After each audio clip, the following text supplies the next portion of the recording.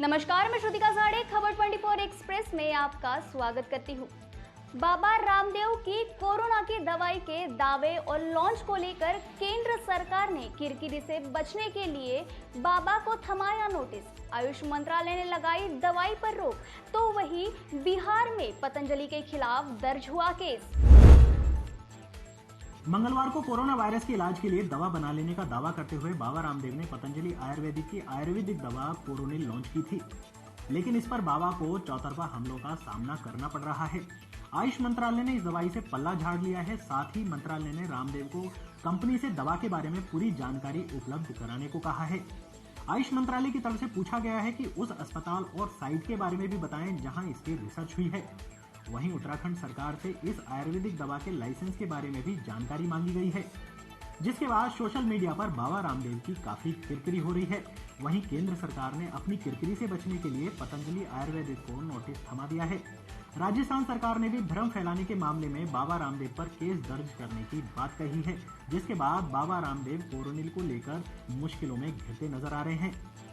पतंजलि द्वारा लॉन्च की गई कोरोनिल दवा बाबा रामदेव के गले की हड्डी साबित हो रही है। उत्तराखंड आयुर्वेद विभाग ने मामले में संज्ञान लिया है।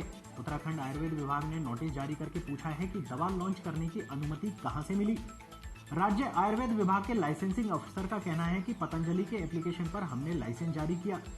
इस एप्लीकेशन में कहीं भी कोरोना वायरस का जिक्र नहीं था। इसमें इम्यूनिटी बढ़ाने, कफ और बुखार की दवा बनाने का लाइसेंस लेने का जिक्र है। तो ऐसे में बाबा और दवाई पर सवाल उठना लाजमी है। बाबा रामदेव भले ही कोरोनिल को लेकर लाख सफाई दे रहे हो, लेकिन बिना अनुमति और बिना लाइसेंस के बाबा दवाई कैसे बना सकते हैं?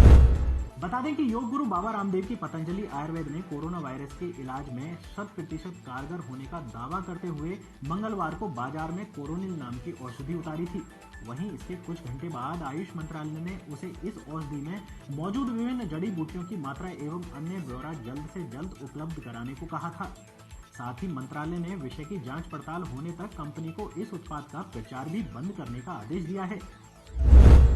इसके अलावा बता दें कि बाबा रामदेव की कोरोना वायरस के ऊपर दवाई बना लेने के दावे पर बिहार व राजस्थान में परिवाद दायर किया गया है। परिवाद में कहा गया है कि बाबा रामदेव झूठे दावे कर देश को गुमराह कर रहे हैं। जानी मानी सामाजिक कार्यकर्ता तमन्ना हाशमी ने इसको ठगी करार देते हुए रामदेव और बालकृष्ण के खिलाफ सीजीएम कोर्ट में परिवाद दायर किया है। तमन्ना हाशमी ने पतंजलि विश्वविद्यालय एवं शोध संस्थान के संयोजक स्वामी रामदेव, पतंजलि संस्था के चेयरमैन आचार्य बालकृष्ण को आरोपी बनाया है। सीजीएम कोर्ट ने परिवाद पर सुनवाई के लिए 30 जून की तिथि निर्धारित की गई है।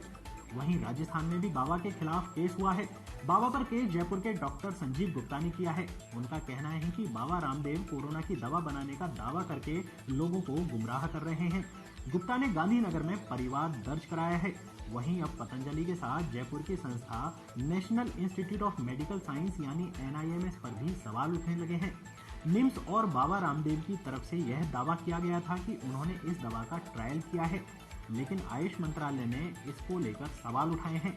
जानकारी के अनुसार मंत्रालय अब इस संस्था की भी ट्रायल की जांच करेगा और संस्था को ट्रायल से जुड़ा ब्यौरा पेश करना होगा। आपने सुन लिया होगा कि बाबा ने कोरोना की दवाई बनाने के लिए कोई भी परमिशन या कोई भी लाइसेंस नहीं लिया था, लेकिन फिर भी बाबा हर टीवी चैनल पर यही कहते नजर आ रहे थे कि उनके पास इन सब का लाइसेंस है, जो कि साफ झूठ बोल रहे थे। तो क्या ऐसे में केंद्र सरकार बाबा के ऊपर केस दर्ज करेगी? खैर, बाबा जी ने तुलसी, अश्वगंधा, गिलोय इत्यादि को पैकेट में बंद करके उसे कोरोना की दवा बता दिया है। बाबा जी इसको 600 रुपए में बेचेंगे। आम आदमी अगर इसे नॉर्मल तरीके से खरीदेगा तो कुल ये सब मिलाकर 50 रुपए का पड़ेगा।